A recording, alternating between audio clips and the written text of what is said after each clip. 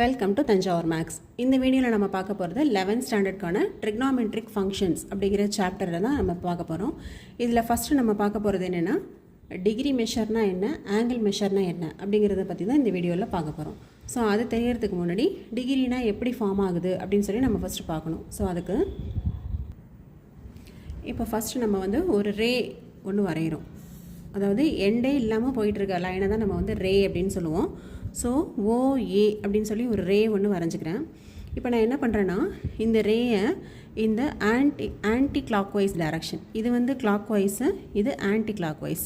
இப்போ இந்த ரேயை நான் என்ன பண்ணுறேன்னா ஆன்டி கிளாக் வைஸ் டைரக்ஷனில் ரொட்டேட் பண்ணுறேன். ரொட்டேட் பண்ணும்போது அப்போ இந்த இடத்துல நான் வந்து ஃபிக்ஸ் பண்ணுறேன். ஃபிக்ஸ் பண்ணால் இதை ஜாயின் பண்ணுவோம் இல்லையா. ஸோ இந்த ரேயை இப்போ நகர்த்தி இந்த இடத்துக்கு கொண்டு வந்தாச்சு. அப்போ இதுவும் வந்து என்னென்னா ஓஏ தான். ஓகேவா. இப்போ இதை வந்து நம்ம என்ன சொல்லுவோம்னா இனிஷியல் சைடு அப்படின்னு சொல்லுவோம். ஸோ இது வந்து என்னென்னா இனிஷியல், இது வந்து இனிஷியல் சைடு, இது டெர்மினல் சைடு. ஓகேவா. இப்போ இந்த இனிஷியல் சைட்லேருந்து டெர்மினல் சைடுக்கு போகும்போது இந்த இடத்துல ஒரு மெஷர்மெண்ட் ஃபார்ம் ஆகுது இல்லையா. இந்த மெஷர்மெண்ட்டுக்கு பேர் தான் நம்ம வந்து ஆங்கிள் அப்படின்னு சொல்லுவோம். இந்த மெஷர்மெண்ட்டை தான் நம்ம வந்து என்னென்னு சொல்லுவோம்னா ஆங்கிள் அப்படின்னு சொல்லுவோம். ஸோ இந்த ஆங்கிளையே வந்து ரெண்டு டைப்பாக நம்ம வந்து மார்க் பண்ணலாம். ஒன்று வந்து டிகிரி மெஷரில் சொல்லலாம், இன்னொன்று ரேடியன் மெஷரில் சொல்லலாம். அதுக்கு முன்னாடி நம்ம இன்னொன்று பார்க்க வேண்டியது என்னென்னு சொன்னால், இப்போது இங்கே வந்து நம்ம பாசிட்டிவ் சைடில், அதாவது ஆன்டி கிளாக் வைஸ் டைரக்ஷனில் மூவ் பண்ணியிருக்கோம் இல்லையா. அப்போ இந்த ஆங்கிள் வந்து என்னென்னா பாசிட்டிவ் ஆங்கிள். ஓகேவா. இதுவே இன்னொரு ரே எடுத்துகிட்டு, இதுவும் வந்து ஓஏ அப்படின்னு சொல்லி இன்னொரு ரே எடுத்துக்கிறீங்க. இந்த ரேயை நான் என்ன பண்ணுறேன்னா இங்கேருந்து கிளாக் வைஸ் டைரக்ஷனில் நான் ரொட்டேட் பண்ணுறேன். அப்போ இந்த ஓஏ அப்படிங்கிறது வந்து கிளாக் வைஸில் இந்த இடத்துல நான் வந்து இவ்வளோ தூரம் நான் இது ரொட்டேட் பண்ணி கொண்டு வந்துட்டேன். இப்போ ரொட்டேட் பண்ணி கொண்டு வந்தால் இங்கே ஒரு ஆங்கிள் ஃபார்ம் ஆகுதா. இதுவும் வந்து ஆங்கிள் தான், ஆனால் இது என்ன ஆங்கிள் அப்படின்னா நெகட்டிவ் ஆங்கிள். ஓகேவா. இது மாதிரி ஆன்டி கிளாக் வைஸில் நம்ம ஃபார்ம் ஆகிற ஆங்கிள் வந்து பாசிட்டிவ் ஆங்கிள். இதுவே நெகட்டிவ் சைடில், அதாவது கிளாக் வைஸ் டைரக்ஷனில் ஃபார்ம் ஆகிற ஆங்கிளுக்கு பேர் தான் வந்து என்னென்னா நெகட்டிவ் ஆங்கிள் அப்படின்னு சொல்லி சொல்லுவோம். ஸோ இனிஷியல் சைட்னா என்ன, டெர்மினல் சைட்னா என்ன, பாசிட்டிவ் ஆங்கிள், நெகட்டிவ் ஆங்கிள், இது எல்லாமே பார்த்தாச்சு. இப்போ நான் என்ன பண்ண போகிறேன் நெக்ஸ்ட் அப்படின்னு சொன்னால் ஓஏன்ற இந்த ரேயை எடுத்துக்கிறேன். இந்த ரேயை எடுத்துகிட்டு இதை ஃபுல்லாக அப்படியே ரொட்டேட் பண்ணி, இந்த அப்படியே எடுத்து அப்படியே ரொட்டேட் பண்ணிகிட்டே வரீங்க. ரொட்டேட் பண்ணி இங்கே ஃபுல்லாக கம்ப்ளீட்டாக கொண்டு வந்து அகெயின் அது இனிஷியலாக அது எங்கே இருந்ததோ அதே இடத்துக்கு கொண்டு வந்துட்டோம். அதாவது இனிஷியல் சைடும் இதே தான், இதுதான் அதோட டெர்மினல் சைடு. ஸோ இப்படி சுற்றி கொண்டு வந்து எங்கே ஸ்டார்ட் ஆணுச்சோ அங்கேயும் முடிக்கிறோம் இல்லையா. இதுக்கு பேர் தான் நம்ம என்னென்னு சொல்லுவோம்னா ரெவல்யூஷன் அப்படின்னு சொல்லுவோம். இந்த ரெவல்யூஷனில் அங்கே ஃபார்ம் ஆகிற ஆங்கிள் எவ்வளோ அப்படின்னு சொன்னால் 360 டிகிரி. ஸோ ஒரு ரெவல்யூஷனுக்கு எவ்வளோ ஆங்கிள் ஃபார்ம் ஆகும் அப்படின்னு சொன்னாக்க 360 டிகிரி. ஸோ நம்ம எப்படி எழுதலாம், 1 ரெவல்யூஷன் ஈக்குவல் டு 360 டிகிரி அப்படின்னு சொல்லி எழுதலாம். இப்போது இந்த ஃபுல்லாக 360 டிகிரி இது முடிக்குது அப்படின்னா கண்டிப்பாக எப்படி ஒரே டக்குன்னு முடிக்க முடியாது இல்லையா. ஒரு டிகிரியாக போய் தான் அது 360 டிகிரியே முடிச்சிருக்கும். அதே மாதிரி இப்போ இந்த இடத்துல இந்த ரேயோட பொசிஷன் இந்த இடத்துல இருக்கும்போது 1 டிகிரி இருக்குதுன்னு வச்சுக்கலாம். இப்போது ஓஏங்கிற ரே எடுத்துக்கிறோம். இது இங்கேருந்து நகர்ந்து இவ்வளோ மட்டும் வந்திருக்கு அப்படின்னா இந்த இடத்துல ஒரு டிகிரி ஃபார்ம் ஆகுது அப்படின்னு எடுத்துக்கிறோம். டோட்டலாக உள்ளது என்னென்னு சொன்னாக்கா நமக்கு வந்து 360 டிகிரிங்கிறது வந்து டோட்டலாக ஃபார்ம் ஆகிற ஆங்கிள் ஒரு ரெவல்யூஷன். இதில் இப்போ 1 டிகிரி மட்டும் முடிச்சிருக்கு அப்படின்னு எடுத்துக்கலாம். இப்போ இந்த ஒரு டிகிரி முடிக்கிறதுக்கு இதுக்கு எவ்வளோ மினிட்ஸ் தேவைப்பட்டிருக்கும் அப்படின்னு பார்த்தா 60 மினிட்ஸ் தேவையாக இருக்கும். அப்போது 1 டிகிரியை நம்ம எப்படி சொல்லலாம்னா 60 மினிட்ஸ் அப்படின்னு சொல்லி சொல்லலாம். ஸோ மினிட்ஸை வந்து நம்ம வந்து சிங்கிள் கோடு மட்டும் மேலே போடணும், அதுதான் வந்து மினிட்ஸு. அதே போல் ஒரு மினிட் முடிக்கிறதுக்கு இது 1 மேலே ஒரு கோடு போட்டோம்னா அதுக்கு வந்து மினிட். இப்போ ஒரு மினிட் முடிக்கிறதுக்கு அதுக்கு எவ்வளோ செகண்ட்ஸ் தேவைப்படும் அப்படின்னா வந்து 60 செகண்ட்ஸ் தேவைப்படும். செகண்ட்ஸை வந்து நம்ம எப்படி மார்க் பண்ணுவோன்னா டபுள் லைன்ஸ் போடுவோம். அப்போது நம்ம எப்படி வந்து ஒரு கிளாக்கில் 24 ஹவர்ஸ் இல்லையா ஒரு நாளைக்கு, அதில் 1 hour முடிக்கிறதுக்கு எவ்வளோ மினிட்ஸ் ஆகுதுன்னு பார்த்தா 60 மினிட்ஸ் ஆகுது. ஒரு மினிட் நகர்றதுக்கு எவ்வளோ செகண்ட்ஸ் ஆகுதுன்னா 60 செகண்ட்ஸ் ஆகுது. ஸோ அதே ஃபார்மேட் தான் இங்கேயும் நம்ம யூஸ் பண்ணுறோம். ஒரு கம்ப்ளீட் ரெவல்யூஷனுங்கிறது எவ்வளோனா 360 டிகிரி. அதில் ஒரு டிகிரி மட்டும் நகருது அப்படின்னா 1 degree equal to 60 minutes, 1 minute equal to 60 seconds. இதுதான் நம்ம பேசிக்காக டிகிரியில் தெரிஞ்சுக்க வேண்டியது.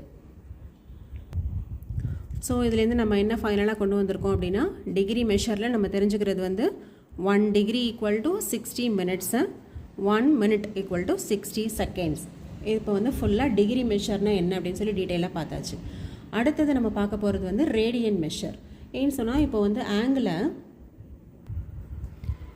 இப்போது இந்த இடத்துல ஃபார்ம் ஆகிற ஆங்கிளை வந்து இவ்வளோ நாள் வரைக்கும், இப்போ 10th ஸ்டாண்டர்ட் வரைக்கும் நம்ம எது மாதிரி மெஷர் பண்ணியிருப்போம் அப்படின்னு சொன்னாக்க ஒரு 36 டிகிரி, 72 டிகிரி, இது மாதிரி டிகிரியில் மட்டும்தான் நம்ம படிச்சிருக்கோம்.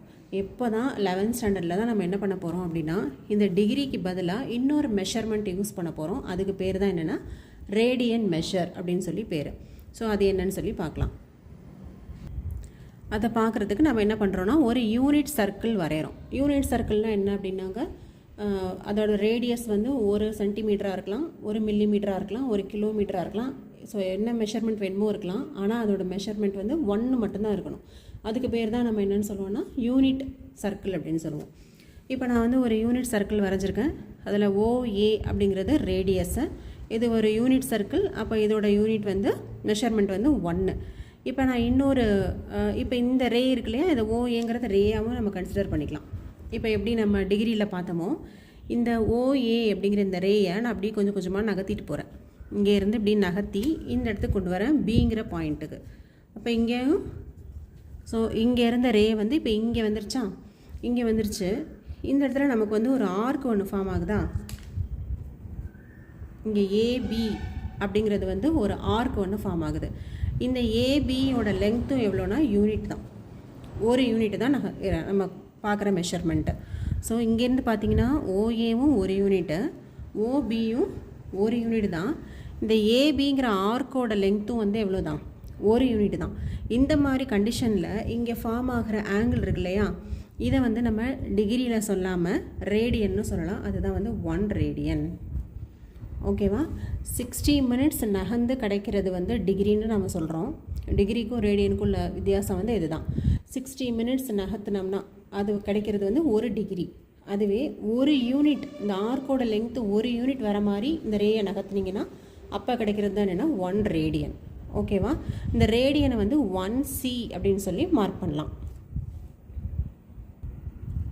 எப்படி நம்ம ஆங்கிளில் வந்து பாசிட்டிவ் ஆங்கிள், நெகட்டிவ் ஆங்கிள் அப்படின்னு சொல்லி பார்த்தோமோ, அதே மாதிரி ரேடியன்லேயும் நம்ம வந்து பாசிட்டிவ் ரேடியன், நெகட்டிவ் ரேடியன்னு சொல்லலாம். எப்படின்னு பார்த்தீங்கன்னா,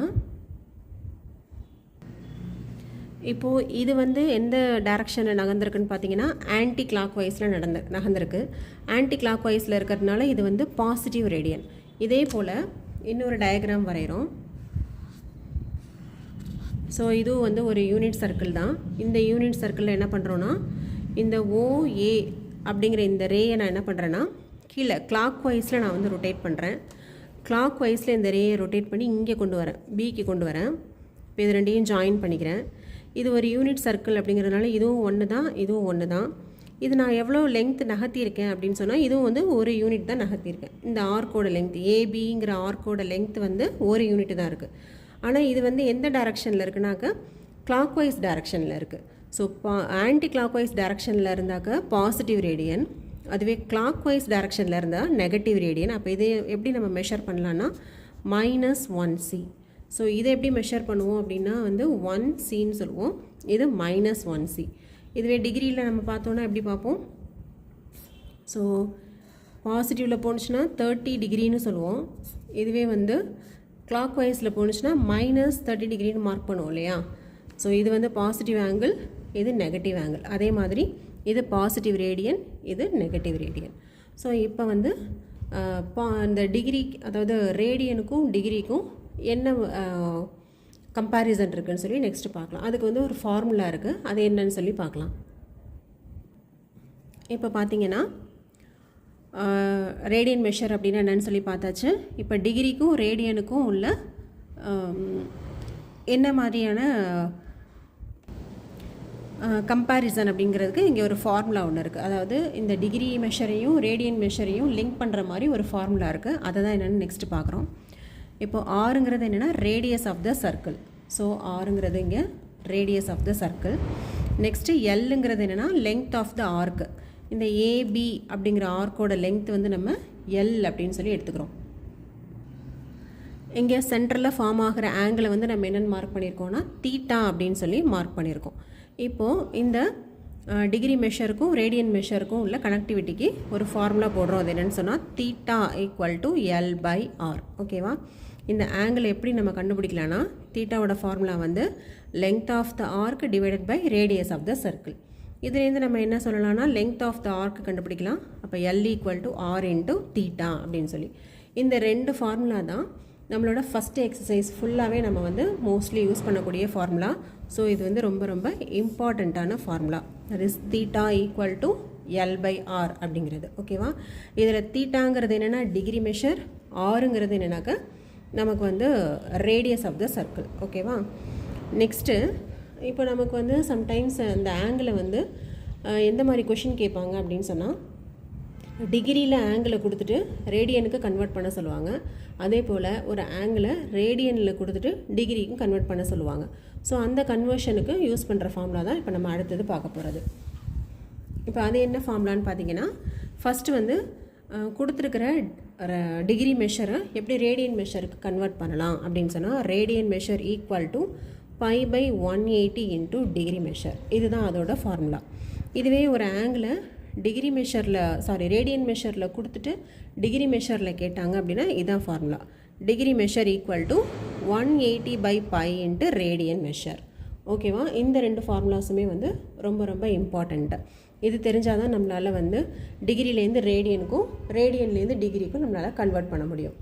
நெக்ஸ்ட்டு இன்னொன்று ஜென்ரலாக நம்ம தெரிஞ்சுக்க வேண்டியது பை ஈக்குவல் டு 22/7. இது ஒரு கான்ஸ்டன்ட் வேல்யூ. ஸோ இதை எப்படியும் எழுதலாம்னா 3.14 அப்படின்னு எழுதலாம். ஸோ இதெல்லாம் தான் வந்து இந்த சாப்டருக்கு தேவையான இந்த ஃபஸ்ட் எக்ஸசைஸ்க்கு தேவையான ஃபார்முலாஸ் எல்லாமே.